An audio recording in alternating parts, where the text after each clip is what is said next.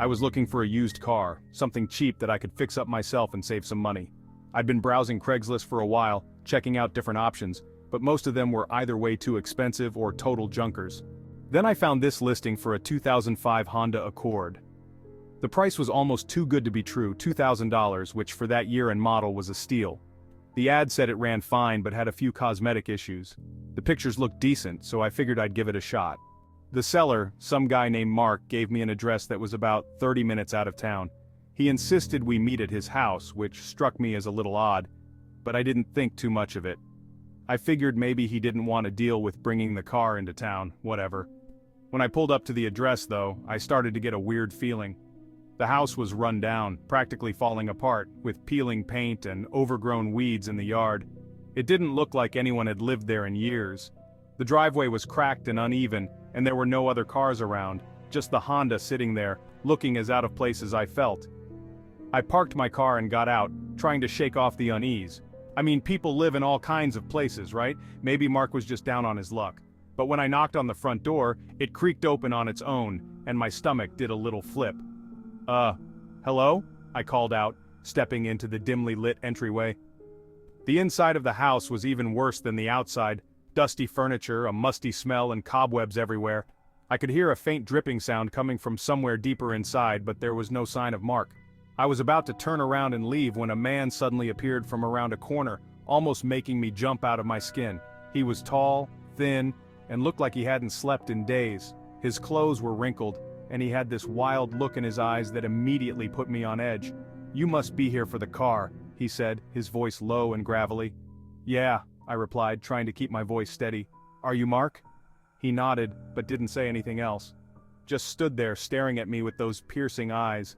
I was starting to regret coming out here alone, but I figured I'd at least take a look at the car before deciding.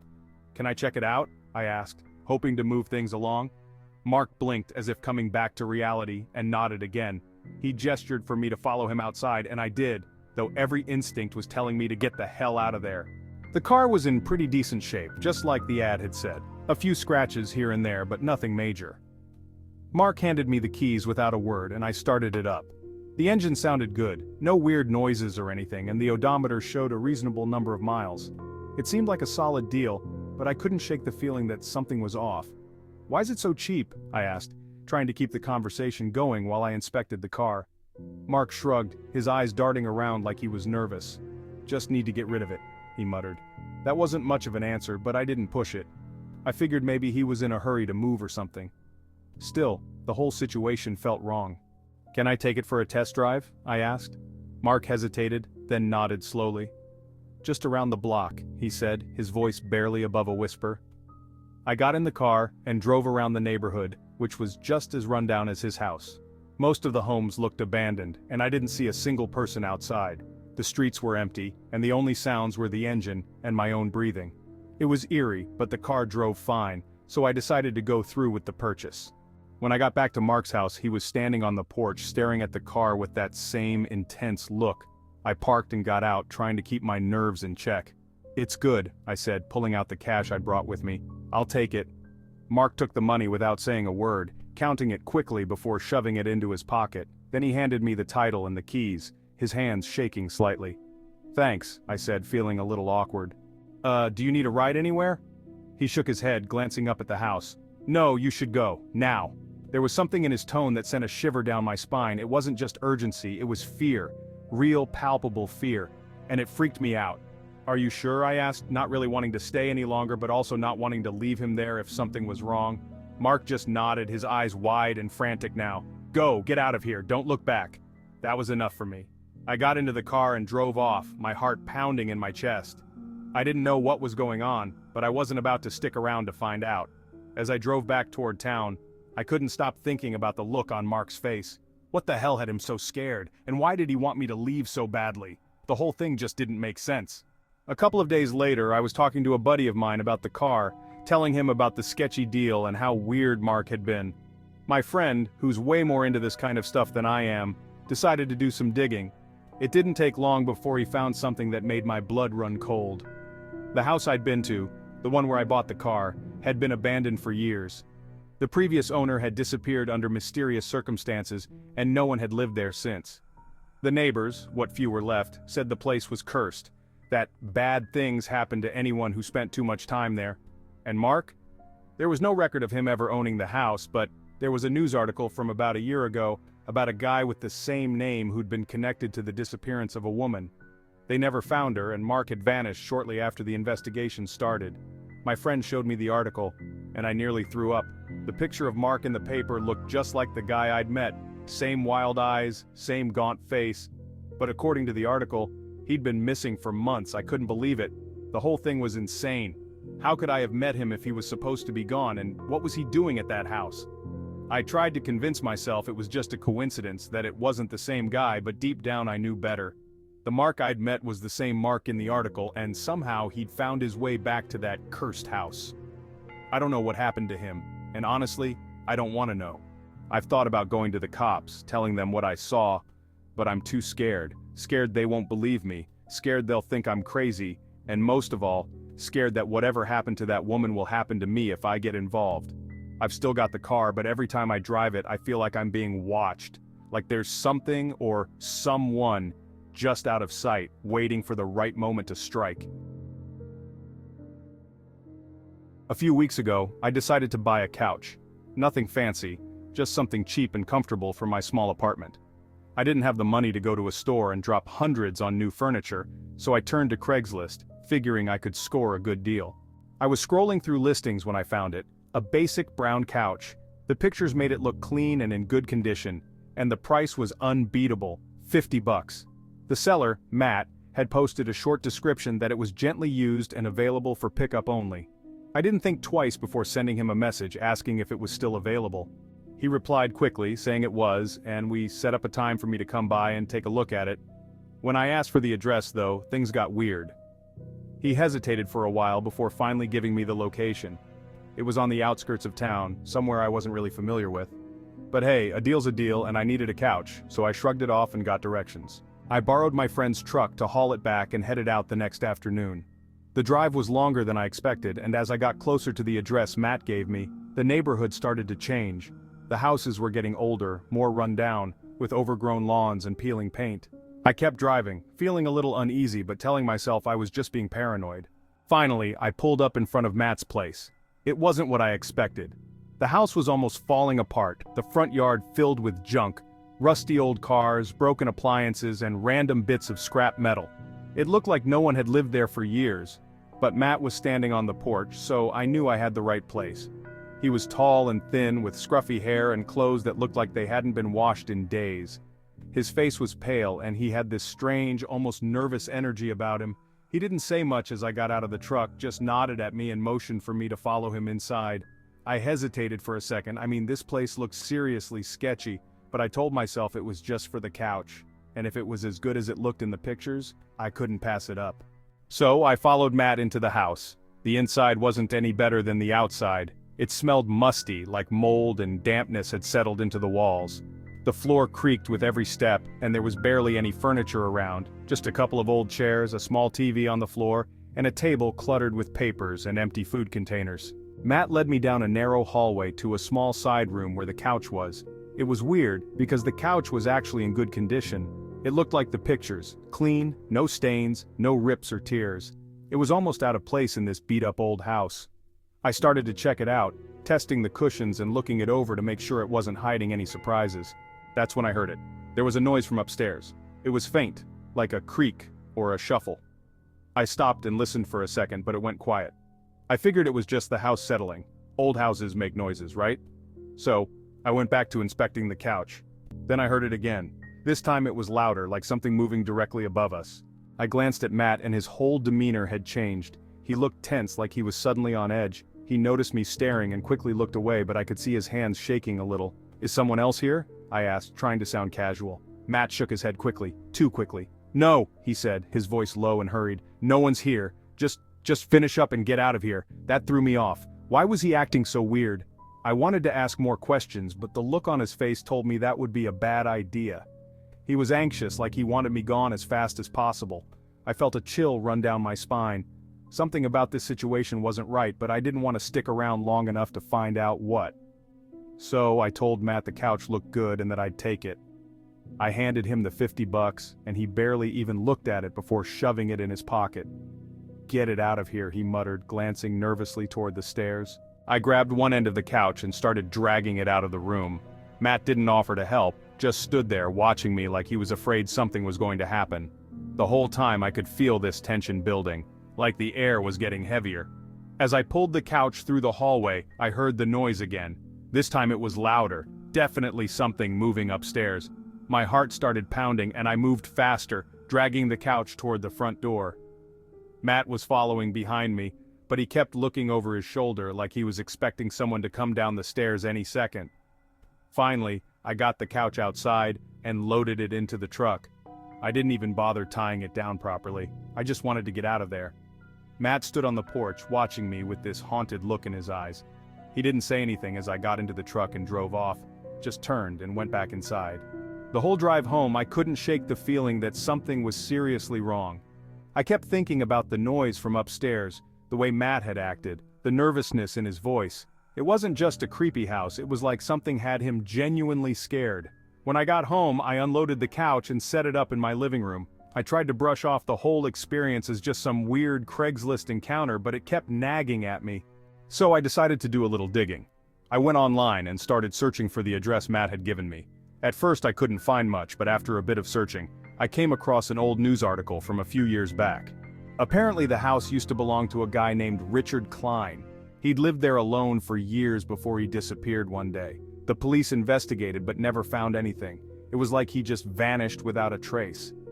The article mentioned that the house had been abandoned for a while after Richard's disappearance. No one had lived there for years until Matt moved in. But here's the kicker. There were rumors that Richard's disappearance wasn't just some random case of someone going missing. Some people believed there was something darker going on in that house, something the police never figured out. I don't know what happened to Richard Klein, and I don't know what was going on in that house while I was there. But after reading that article, I couldn't get rid of the couch fast enough. I didn't care how good of a deal it was or how much money I'd spent, I just wanted it gone. I ended up donating it to a thrift store the next day, and I've tried not to think about it since. But every now and then when I'm alone in my apartment, I swear I hear something. Just a faint noise like the creaking of floorboards above me. Photography was my passion. Ever since I was a child, I found joy in capturing the world through a lens. The way a single photograph could tell a story, evoke emotions, and preserve memories fascinated me. It was more than just a hobby, it was a way to see the world differently, to appreciate the beauty in everyday moments. I loved capturing moments, freezing time in a single frame. Whether it was the vibrant hues of a sunset, the candid laughter of a family gathering, or the bustling energy of a cityscape, each photograph was a piece of art, a fragment of time that I could hold on to forever. The thrill of finding the perfect shot, the anticipation of seeing how it turned out, was exhilarating. I used an old camera. It worked, but I wanted more. My trusty vintage camera had served me well, capturing countless memories, but I knew it had its limitations. The grainy images, the lack of advanced features, and the occasional mechanical hiccups made me yearn for something better. I dreamed of a camera that could truly bring my vision to life, one that could capture the world in all its vivid detail. I dreamt of a better camera, one with more features, one that could take my photography to the next level. I spent hours researching, reading reviews, and comparing models. I would often find myself staring longingly at the latest cameras displayed in shop windows, imagining the possibilities they held. The idea of having a camera with advanced capabilities, one that could enhance my skills and allow me to experiment with new techniques, was a constant daydream. One day, I decided to look for a used camera. I didn't have a lot of money, my budget was tight, and buying a brand new camera was out of the question, but I was determined. I knew that somewhere out there, a second-hand camera was waiting for me, one that could offer the features I needed without breaking the bank. It was a challenge, but I was ready to take it on. I browsed online marketplaces, hoping for a good deal. I spent countless hours scrolling through listings, comparing prices, and reading descriptions. Each click brought a mix of hope and disappointment. Some cameras were too expensive, others were too worn out. But I kept searching, driven by the belief that the perfect camera was out there, waiting for me to find it. That's when I stumbled upon it, a Craigslist ad. Too good to be true, the camera was everything I'd been looking for: advanced features, excellent condition, and within my budget. My heart raced as I read the details, hardly daring to believe my luck. Could this be the opportunity I had been waiting for? I knew I had to act fast before someone else snatched it up. This could be the start of a new chapter in my photography journey. The ad was for a professional camera. It was listed under the electronics section, and the description was surprisingly brief. Just a few lines about the camera's model and condition, but no detailed specifications or history. The picture was blurry, making it hard to see the camera's actual state. The price was unbelievably low. It was almost too good to be true. I had been searching for this model for months and it was always out of my budget. But here it was, at a fraction of the cost. Something felt off. Why would someone sell such an expensive camera for so little? But the camera was exactly what I wanted. It was the latest model, with all the features I needed for my photography projects. The thought of owning it made my heart race. I could already imagine the stunning photos I would take with it. I convinced myself it was a lucky find. Maybe the seller just didn't know its true value, or perhaps they needed quick cash. I had heard of such deals before and this could be my chance. I felt a mix of excitement and relief. I contacted the seller immediately. His name was Mike. Mike responded quickly. He seemed friendly and eager to make the sale. We exchanged a few messages and he assured me the camera was in perfect working condition. He even offered to throw in a camera bag and a few accessories. He was eager to sell the camera. He mentioned he was upgrading to a newer model and didn't need this one anymore. His quick responses and willingness to negotiate made me feel more at ease. Maybe this was a genuine deal after all. We agreed to meet the next day at a coffee shop near his place. It was a public location which made me feel safer about the transaction. I planned to inspect the camera thoroughly before handing over the money. I was excited, but nervous. The thought of finally owning the camera was thrilling, but the low price and the brief description still nagged at me. What if it was a scam? What if the camera was damaged or stolen? Something about the deal felt strange. I couldn't pinpoint exactly what it was, but there was an underlying sense of unease. I double-checked Mike's profile in the ad, looking for any red flags, but everything seemed normal. I couldn't shake off the feeling. Despite all the reassurances, a part of me remained skeptical. I decided to proceed with caution, keeping my guard up during the meeting. This could be the opportunity I had been waiting for, or it could be a costly mistake. Only time would tell. I arrived at the coffee shop early. Mike was already there, sitting in a dark corner. He was tall and thin, with greasy hair and shifty eyes. He didn't smile. He slid a package across the table, wrapped in brown paper. "Here it is," he mumbled. His voice was raspy, like he hadn't spoken in days. I was hesitant to take the package. The atmosphere was thick with unease, but my desire for the camera outweighed my fear. I unwrapped the package cautiously. The anticipation was building up inside me as I carefully peeled away the layers of tape and cardboard. Each movement was deliberate, almost reverent, as if I was unwrapping a long-lost treasure. The box was plain, nondescript, but the weight of it hinted at the precious contents inside. My fingers trembled slightly, a mix of excitement and nervousness coursing through me. The camera was inside. It looked brand new, not a scratch on it. The sleek black body gleamed under the light, every detail meticulously crafted. It was a thing of beauty, a piece of art in its own right. I could almost see my reflection in its pristine surface. The lens was spotless, the buttons untouched. It was perfect, just as I had hoped. I held it in my hands. It felt cold, colder than it should. The metal was smooth, almost icy, sending a chill through my fingers. It was heavier than I expected, solid and substantial. There was a strange energy to it, something almost otherworldly. I couldn't shake the feeling that this camera had a story to tell, a history that was waiting to be uncovered. I ignored the shivers running down my spine. I was eager to try it out. My mind raced with possibilities, the images I could capture, the moments I could freeze in time. This camera was more than just a tool. It was a gateway to a new world, a new way of seeing. I felt a surge of determination, a burning desire to explore its potential. "Are there any pictures on the memory card?" I asked. The question hung in the air, heavy with curiosity. I couldn't help but wonder what secrets this camera might hold, what glimpses of the past might be hidden within its memory. The card was small, unassuming, but it held the promise of discovery. "I think so," Mike said. His eyes darted around, avoiding my gaze. There was something in his voice, a hint of unease that made me pause. Why was he so nervous? What was he hiding? I felt a flicker of doubt, but I pushed it aside. I was too excited to let anything dampen my spirits. I forgot to format it. I didn't think much of it. The thought of erasing whatever was on the card didn't bother me. I was more interested in creating my own memories, capturing my own moments. I slid the card into the camera, feeling a sense of anticipation. What would I see through the lens? What stories would I tell? I paid Mike and left, anxious to test my new camera. The transaction was quick, almost perfunctory, but my mind was already racing ahead. I could hardly wait to get started, to see what this camera could do. As I walked away, the camera felt like a promise, a new beginning. I was ready to embark on this journey, to explore the world through a new lens. Section 5. Going through the pictures. Back home, I excitedly turned on the camera. I decided to check the memory card, just out of curiosity.